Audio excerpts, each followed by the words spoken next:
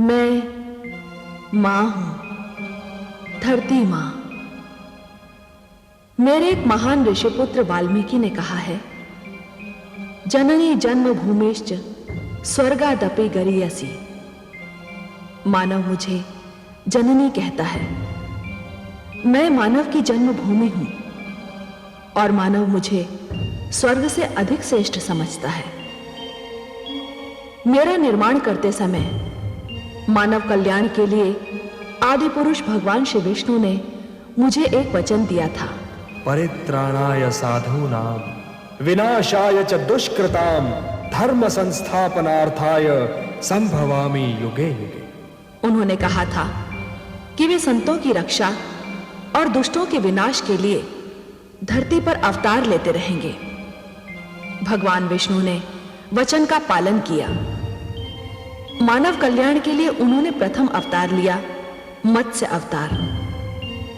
मत्स्य रूप में उन्होंने वेदों की रक्षा की थी, जो मानव कल्याण के लिए विष्णु के मुख से प्रकट हुए थे। यहीं से जीव के विकास की कथा भी प्रारंभ हो गई। भगवान विष्णु ने दूसरा अवतार तब लिया जब सागर मंथन हुआ। यह अवतार था कूर्म अवतार। मछली के रूप में वो केवल जल तक सीमित रहे। कूर्म अर्थात कछुए के रूप में वे जल से निकलकर धरती पर आए। ये विकास और आगे बढ़ा। विष्णु का तीसरा अवतार था वाराह अवतार, जिसमें उन्होंने वाराह रूप लेकर दानव हिरण्याक्ष को मारा था। वाराह रूप में उन्होंने जल, धरती एवं दलदल पर विजय प्राप्त की। उनका चौथा अवतार तब हुआ जब हिरण्यकशिपु नाम के दानव ने स्वयं को ईश्वर घोषित कर दिया। इस प्रकार भगवान विष्णु ने अपना चौथा अवतार लिया, नृसिंह अवतार। वे आधे पशु थे, आधे मानव। यहां से विकास की क्रिया पूर्ण हुई और मानव रूप में भगवान विष्णु ने राक्षस राज बलि को बांधने के लिए वामन अवतार लिया। पांचवा अवतार उन्होंने तब लिया जब क्षत्रियों का अभिमान अत्याचार की सीमा को लांघ गया। तब विष्णु ने अंशावतार लिया, परशुराम अवतार। और अब धरती पर पुनः धर्म की स्थापना के लिए, राक्षसों का आतंक समाप्त करने के लिए प्रथम बार भगवान विष्णु ने लिया है संपूर्ण मानव अवतार। उनकी बाल लीला तो आपने मेरे संग देखी है। आज बड़ा ही शुभ दिन है। आज मेरे साथ साथ समस्त अयोध्या वासियों के नयन युवा श्री राम के दर्शन का अमृत पान करेंगे।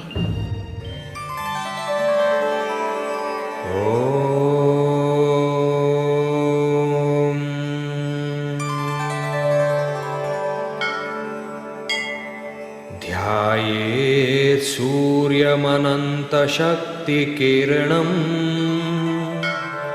संविन्मयं भास्करम् भक्तानां भयप्रदं करधृता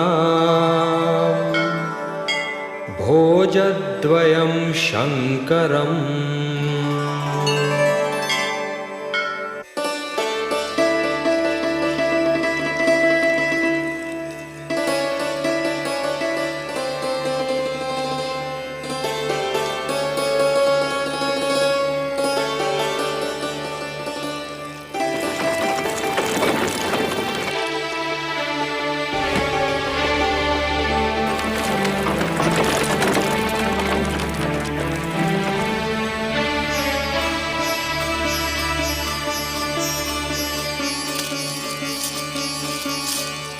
महामंत्री सुमंत आए। लिवाने आए हैं।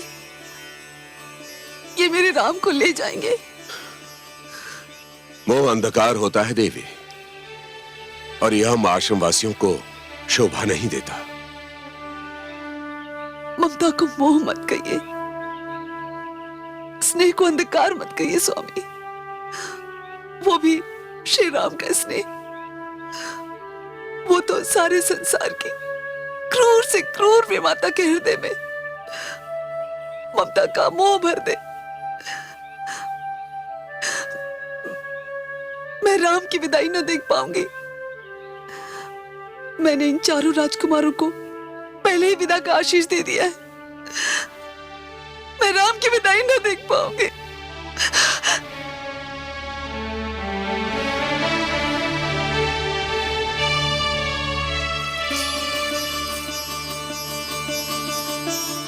कुलगुरु, सुमंत का प्रणाम स्वीकार कीजिए। कल्याणम मस्तु। महामंत्री सुमंत, 4 राजकुमारों के लिए इतने अधिक वस्त्राभूषण? नहीं कुलगुरु, इसमें अयोध्या नरेश की ओर से भेंट सामग्री है। भेंट? किसके लिए? आपके लिए, माता अरुंधति के लिए कुलगुरु। हमारे लिए भेंट क्यों महामंत्री सुमंत?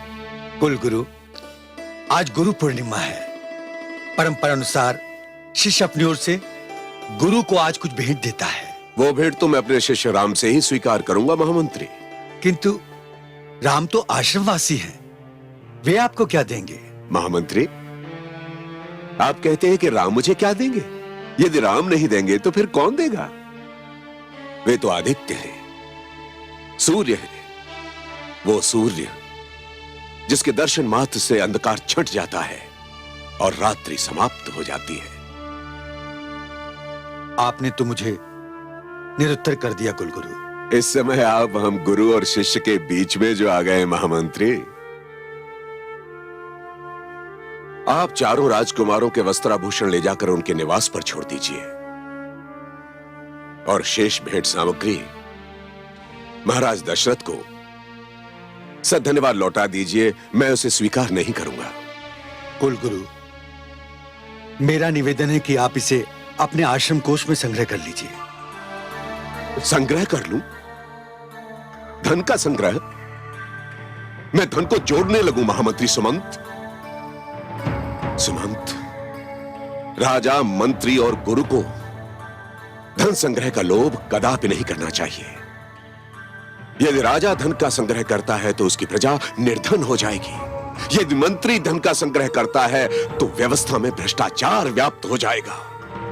और यदि गुरु धन का संग्रह करता है तो प्रजा अशिक्षित रह जाएगी। शिक्षा धनवानों की दासी बन जाएगी। और यह वशिष्ठ विद्या की देवी अपनी माता सरस्वती को दासी कदापि नहीं बनने देगा, कदापि नहीं। धन्य है ब्रह्मर्षि वशिष्ठ, आप धन्य हैं। क्या हुआ देवादिदेव? महादेवी, गुरु कैसा हो, गुरु की भावना कैसी हो, मैं उसके दर्शन कर रहा था। जब गुरु बृहस्पति हो तो उनके शिष्य देवतागण स्वर्ग के अधिकारी होते हैं, और यदि गुरु शुक्राचार्य हो तब भी उनके शिष्य दैत्य, राक्षस, दानव, पाताल के निवासी होते हैं। किंतु मेरे आराध्य श्री राम के गुरु तो वशिष्ठ ही हो सकते हैं।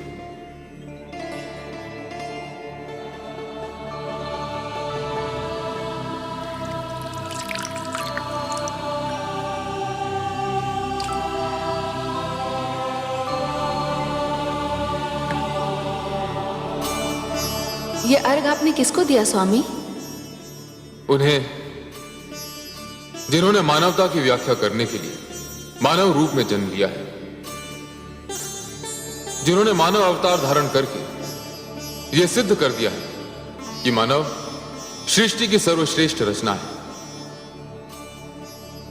आज एक महान शिष्य अपना विद्यार्थी जीवन समाप्त करके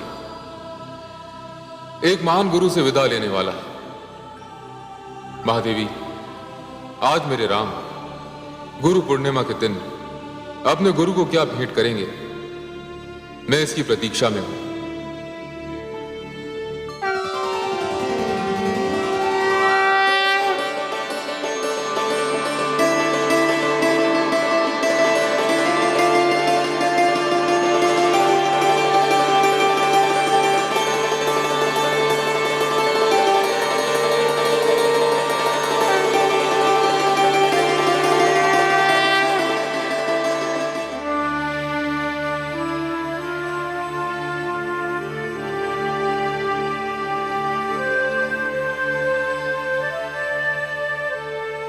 प्रणाम गुरुदेव।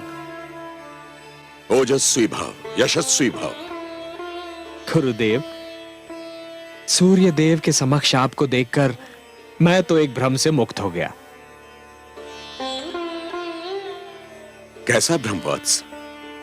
गुरुदेव, मैं सूर्यदेव से यह प्रार्थना कर रहा था कि वे अपनी उन तेजस्वी किरणों को समेट लें जिनके तेज के प्रकाश में नेत्र बंद हो जाते हैं और ढके हुए सत्य के दर्शन नहीं होते। किंतु वो सत्य तो आप हैं गुरुदेव, क्योंकि सत्य ज्ञान है।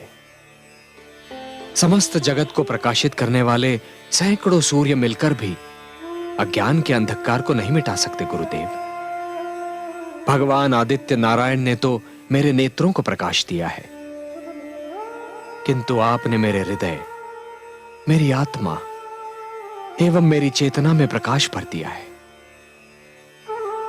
ओजस्वी भव, मनस्वी भव। राम हो ना, सर्वत्र रमे हुए हो।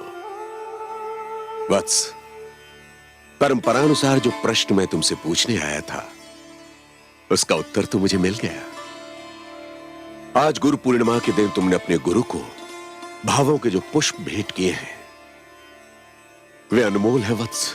गुरुदेव, मेरा तो सर्वस्व आपका है, इसलिए गुरु पूर्णिमा की भेंट तो आपको मुझसे लेनी ही होगी। मैं जानता हूं गुरुदेव कि आप मुझसे बहुत अधिक स्नेह करते हैं, किंतु आज का प्रश्न मेरे शिष्य जीवन के लिए महत्वपूर्ण है। मैं बिना परीक्षा दिए उत्तीर्ण नहीं होना चाहता गुरुदेव। राम, आज तुम्हारे गुरुकुल जीवन का अंतिम दिन है। मैंने बाल्यकाल से तुम्हें देखा है, समझा है। शिष्य की परिभाषा तुम पर समाप्त हो जाती है। प्रश्न के उत्तर के रूप में यदि तुम मुझे कुछ भेंट करना चाहते हो तो बताओ, गुरु क्या है? गुरु की आवश्यकता क्या है? जिस प्रकार सूर्य के उदय ना होने से रात्रि का अंधकार नहीं मिट सकता, उसी प्रकार बिना गुरु के अज्ञान का अंधकार कभी नहीं मिट सकता गुरुदेव। एक अशिक्षित व्यक्ति तो जीवित होते हुए भी एक शव के समान होता है, जिसके लिए विद्या और ज्ञान जीवनदायी अमृत है, और गुरु ही वो अमृत कलश हैं जिनमें ज्ञान रूपी अमृत भरा हुआ रहता है। गुरु एक नन्हे से बालक ध्रुव को महान बना सकते हैं, जिसके समक्ष स्वयं ईश्वर को भी झुकना पड़ता है। गुरु हिरण्यकशिपु जैसे ईश्वर विरोधी राक्षस के घर ईश्वर भक्त प्रहलाद को जन्म दे सकते हैं। गुरु ही तो धर्म और कर्म की व्याख्या करते हैं। यदि आपने मुझे अपना शिष्य स्वीकार न किया होता गुरुदेव, तो इस राम को कैसे ज्ञात होता कि मानव जीवन केवल 4 सिद्धांतों, 4 आदर्शों पर चलकर पूर्ण हो सकता है। ये 4 सिद्धांत और 4 आदर्श कौन से हैं वत्स? गुरुदेव, प्रथम आदर्श है सत्य का मार्ग, सत्यम वद। दूसरा आदर्श है धर्म का आचरण, धर्मंचर। धर्मात्मा केवल वही व्यक्ति हो सकता है गुरुदेव जो मर्यादा का पालन करता है। इसीलिए मेरे लिए मर्यादा ही धर्म का दूसरा नाम है। गुरुदेव, जहां मर्यादा नहीं हो वहां धर्म नहीं है। तीसरा आदर्श है आत्मनिरीक्षण, स्वाध्याय। स्वाध्यायान मां प्रमदः। जब व्यक्ति स्वयं के अंतर में झांक कर देखता है गुरुदेव, तब उसे अपने उत्तरदायित्व का ज्ञान होता है, जिसका पालन अवश्य होना चाहिए। और चौथा एवं अंतिम आदर्श है अपने लक्ष्य का ज्ञान, और उस लक्ष्य की प्राप्ति के लिए सही दिशा का ज्ञान। यदि दिशा सही हो गुरुदेव, तो लक्ष्य बड़ी सरलता से प्राप्त हो सकता है। अन्यथा एक दिशाहीन व्यक्ति आजीवन भटकता रहता है गुरुदेव। वत्सराम, गुरु ने तो सिद्धांत बता दिए, यह मार्ग दिखा दिया, परंतु सिद्धांतों का पालन करना और इस मार्ग पर चलना भी तो आवश्यक है। यदि शिक्षा को जीवन में न उतारा जाए तो उसका क्या लाभ है वत्स? तुम अपने जीवन में इस शिक्षा को उतारो। यही इस वशिष्ठ के लिए गुरु पूर्णिमा की भेंट होगी। गुरुदेव, आज ये दाशरथी राम आपको वचन देता है कि जीवन भर सत्य के मार्ग पर चलूंगा। परिणाम जो कुछ भी हो, सदैव मर्यादा का पालन करूंगा। किसी भी मूल्य पर अपने अंतर से अपनी दृष्टि कभी नहीं हटाऊंगा। अपने उत्तरदायित्व के पालन में कोई बाधा नहीं आने दूंगा। दिशा ज्ञान के बिना किसी भी पथ पर पग नहीं रखूंगा, और जिस पथ पर पग रखूंगा अपने लक्ष्य की प्राप्ति तक चलता रहूंगा। स्वयं के प्रिय से प्रिय की पुकार पर भी पीछे मुड़कर कभी नहीं देखूंगा। हे गुरुदेव, आज गुरु पूर्णिमा के दिन ये राम की गुरु दक्षिणा है। स्वीकार कीजिए गुरुदेव, स्वीकार कीजिए। आज शरयू के तट पर यह राम का दृढ़ संकल्प है।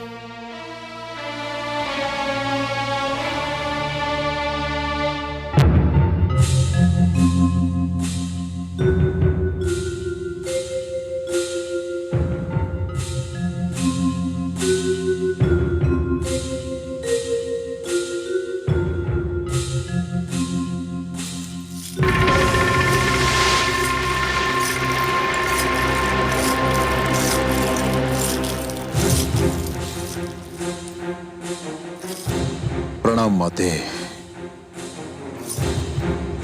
माते, आज आपका पुत्र रावण नहीं, आपका शिष्य रावण आपके चरण स्पर्श करने आया है। आप तो मेरी माता भी हैं और मेरी गुरु भी। पुत्र, दीर्घायु भव। आज कोई विशेष दिन है?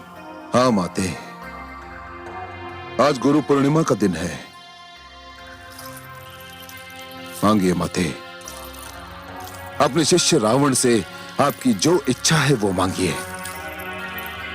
परंपरा है कि आज के दिन शिष्य अपने गुरु को भेंट स्वरूप कुछ देता है। मांगिए माते। पुत्र, मेरा एक ही स्वप्न है। मैं तुझे विश्व विजयी देखना चाहती हूं। बस इतनी छोटी सी भेंट माते? नहीं पुत्र, ये मेरी इच्छा है। यदि कुछ देना चाहता है तो एक वचन दे दे। आज्ञा करे माते। पुत्र, आज के पश्चात गुरु पूर्णिमा की बात मेरे समक्ष कभी मत करना। मैं तुझ में तुम्हारे पिता के संस्कार देखती हूं तो भयभीत हो जाती हूं। वो तुझे ऋषि बनाना चाहते थे, परंतु मैंने तुझे राक्षस राज रावण बना दिया है। पुत्र,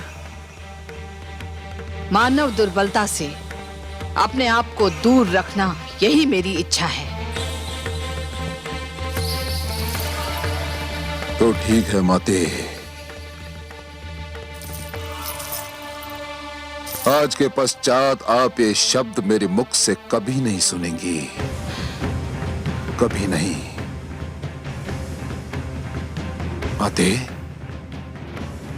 मैं अपने पिता का पुत्र नहीं हूं, मैं तो अपनी माता का पुत्र हूं। मैं देवताओं और मानवों का घोर शत्रु हूं और सदैव रहूंगा। यह लंकापति रावण का वचन है आपसे माते।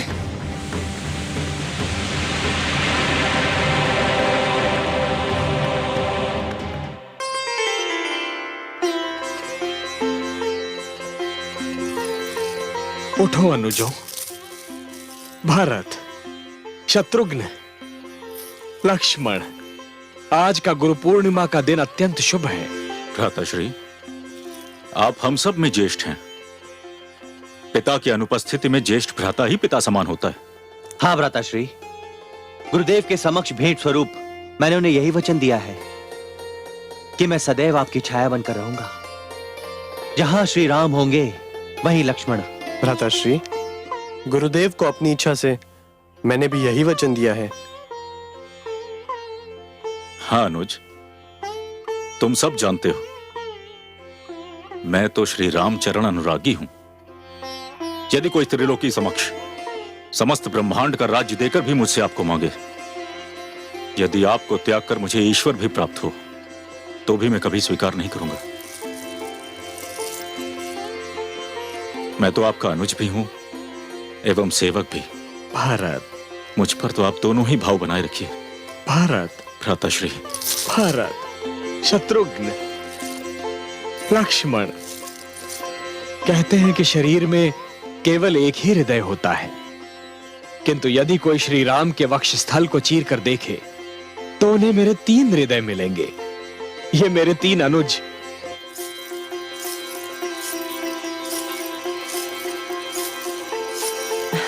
प्रणाम महाराज। प्रणाम धाय मां। अच्छा हुआ आप मिल गई। कृपया महारानी कैकई को सूचित कर दें कि हमारे चारों पुत्र राजभवन लौट रहे हैं। महाराज, ये तो बहुत ही शुभ समाचार है। आपको बहुत बहुत बधाई हो। मैं अभी जाकर महारानी को सूचित करती हूँ कि मेरे भरत राजभवन लौट रहे हैं। अभी जाकर सूचित करती हूँ।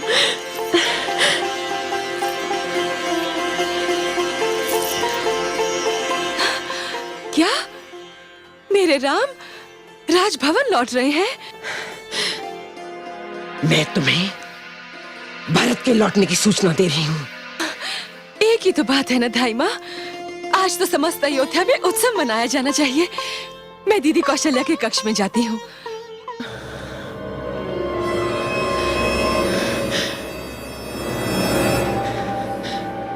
ये नहीं सुधरेगी। राम के लौटने से बहलाई जा रही है। भारत के लौटने की कोई प्रसन्नता नहीं।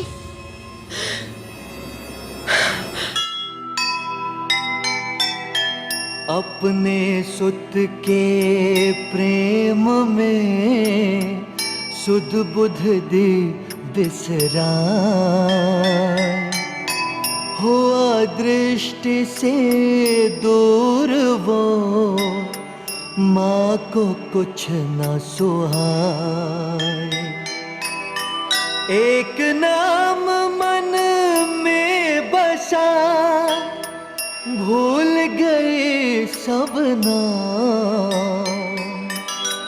नाम किसी का लीजिए, सुने कई राम, सुने कई राम। जीव ज्ञान ब्रह्म ज्ञान अथ श्री विष्णु